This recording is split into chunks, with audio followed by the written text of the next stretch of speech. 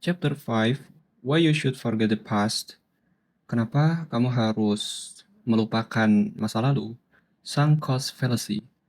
Kekeliruan biaya tenggelam. Fallacy biaya tenggelam. The film was dire. Filmnya menakutkan, mengerikan. After an hour, I whispered to my wife. Setelah 1 jam, saya berbisik ke istri saya. Come on, let's go home. Ayolah, pulang. She replied, "No way." Dia membalas, "Tidak mungkin. We are not throwing away $30. Kita sedang tidak membuang uang. $30. That's no reason to stay." Itu bukan alasan untuk menetap.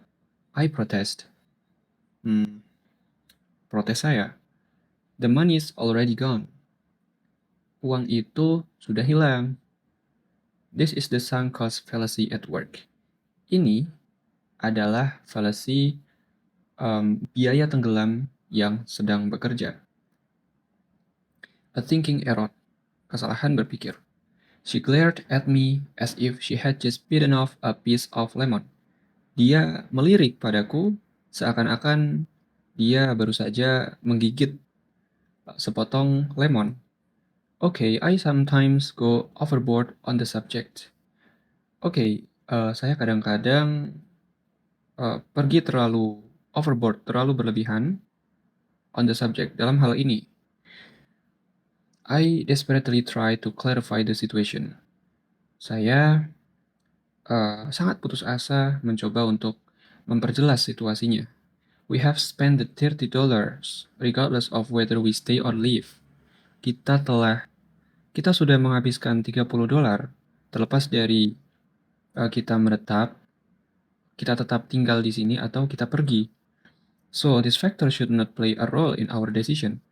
Jadi uh, jadi ini bukan faktor yang atau ini faktor yang seharusnya tidak menjadi peran dalam keputusan kita. Needless to say, tak perlu dikatakan lagi, I gave in and sunk back down in my seat. Saya menyerah dan tenggelam kembali di tempat duduk saya. The next day, I sat in a marketing meeting. Hari berikutnya, saya duduk di meeting marketing. Our advertising campaign had been running for 4 months.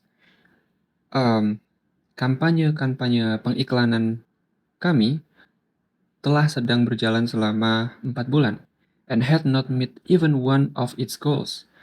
Dan bahkan belum bertemu satu pun goalsnya, satu pun tujuannya. I was in favor of scrapping it. Saya setuju terhadap pembatalannya. The advertising manager resisted. Manager atau pengelola dari advertising atau pengiklanan ini melawan and saying yang mengatakan, but we have invested so much money. Tetapi kita sudah menginvestasikan begitu banyak uang in it, di dalamnya. If we stop now, it will all have been for nothing. Jika kita berhenti sekarang, it will all have been for nothing. Itu akan sia-sia semuanya. Another victim of the sunk cost fallacy. Korban lain dari fallacy biaya tenggelam. A friend struggled for years in a troubled relationship. Seorang teman berjuang selama bertahun-tahun dalam hubungan yang bermasalah. His girlfriend cheated on him time and again. Ceweknya atau pacarnya itu berbohong padanya berulang kali. Each time she came back repentant and begged for forgiveness. Setiap waktu dia datang kembali bertobat dan meminta atau memohon pengampunannya. He explained it to me. Dia menjelaskan itu padaku. Bentar ya. this way, dengan seperti ini. I've invested, I have invested so much energy in the relationship. Setelah menginvestasikan begitu banyak energi, tenaga dalam hubungan ini. It would be wrong to throw it away. Itu akan salah untuk melemparkannya atau membuangnya jauh-jauh. A classic case of the sunk cost fallacy. Kasus klasik dari fallacy biaya tenggelam. The sunk cost fallacy is most dangerous. Sunk cost fallacy itu sangat berbahaya when we have invested a lot of time. Ketika kita sudah menginvestasikan banyak waktu, money, energy, or love in something. Uang, energi, atau cinta dalam sesuatu. This investment becomes a reason to carry on. Bentuk investasi ini menjadi sebuah alasan untuk melanjutkan. Even if we are dealing with a lost cause. Meskipun kita berurusan dengan lost cause, usaha yang sia-sia. Carry on itu melanjutkan ya. The more we invest, semakin banyak kita berinvestasi, the greater the sunk costs are. Semakin besar biaya yang tenggelam, and the greater the urge to continue becomes. Dan semakin besar, dan semakin menjadi besar, dorongan untuk lanjut. Urge itu dorongan. Investors frequently fall victim to the sunk cost fallacy. Investor seringkali menjadi korban pada fallacy biaya tenggelam. Fall victim to, menjadi korban pada. Okay. Often they base their trading decision, seringkali mereka mendasarkan keputusan perdagangan mereka on acquisition price, pada harga akuisisi. I lost so much money with this stock. Saya menghabiskan begitu banyak uang dalam saham ini. Dengan saham ini. I can't sell it now. Saya tidak bisa menjualnya sekarang. They say, kata mereka, this is irrational. Ini irasional. The acquisition price should play no role. Harga akuisisi seharusnya tidak memainkan peran. What counts is the stock's future performance. Yang terpenting adalah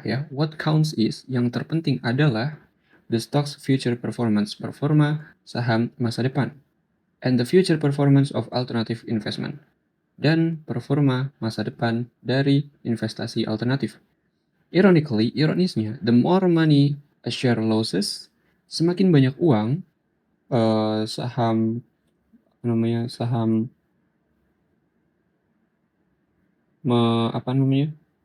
mengalami kerugian, the more investors tend to stick by it. Semakin investor itu akan cenderung menempel pada hal itu. Okay? This irrational behavior, perilaku irasional ini, is driven by a need for consistency. Didorong oleh keperluannya atau kebutuhannya untuk konsistensi. After all, bagaimanapun, consistency signifies credibility. Bagaimanapun, konsistensi itu memperbesar kredibilitas atau kepercayaan. We find contradiction abominable. Kami menemukan kontradiksi yang abominable, mengerikan. If we decide to cancel a project halfway through, jika kita memutuskan untuk membatalkan project setengah jalan, we create a contradiction. Kita menciptakan kontradiksi. We admit that we once do differently. Kita mengakui bahwa we once do differently. Kita dulu berpikir berbeda. Carrying on with a meaningless project, melanjutkan project yang tidak berarti, delays this painful relation and keeps up appearance. Melanjutkan dengan project yang tak berarti, itu menunda realisasi yang menyakitkan ini dan menjaga penampilannya. dan menjaga penampilan. The Concorde is a prime example. Concorda adalah contoh prima, contoh utama of a government deficit project, dari project defisit pemerintah. Even though both parties, meskipun dua pihak, Britain and France, Britania dan Prancis, had long realized that the supersonic aircraft business uh, telah lama menyadari bahwa bisnis pesawat supersonik would never work, tidak akan pernah bekerja. They continued to invest enormous sums of money in it. Mereka lanjut menginvestasikan sejumlah besar uang di dalamnya, if only to save face, jika hanya untuk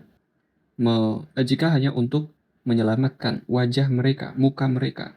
Abandoning the project would have been tantamount to admitting defeat. Abandoning the project, mengabaikan atau menelantarkan project, would have been tantamount, akan sama artinya, would have been tantamount to admitting defeat, akan sama artinya dengan mengakui kekalahan. The sunk cost fallacy, fallacy biaya tenggelam, is therefore often referred to, karena itu seringkali merujuk pada as the Concorde effect, efek Concorda. It leads to costly, ini mengarah pada biaya yang mahal, even disastrous, bahkan bersifat merusak, errors of judgment, kesalahan penilaian. The Americans extended their involvement in the Vietnam War. Orang Amerika memperluas atau memperpanjang keterlibatan mereka dalam perang Vietnam because of this. Karena ini, their thinking, pikiran mereka, we have already sacrificed so much for this war. Kita telah mengorbankan begitu banyak hal dalam perang ini. It would be a mistake to give up now. Akan menjadi sebuah kesalahan untuk menyerah sekarang. We have come this far. Kita sudah datang sejauh ini. I've read so much of this book already. Saya sudah membaca begitu banyak buku tentang ini. But I've spent 2 years doing this course. Tetapi saya sudah menghabiskan 2 tahun untuk melakukan kursus-kursus ini.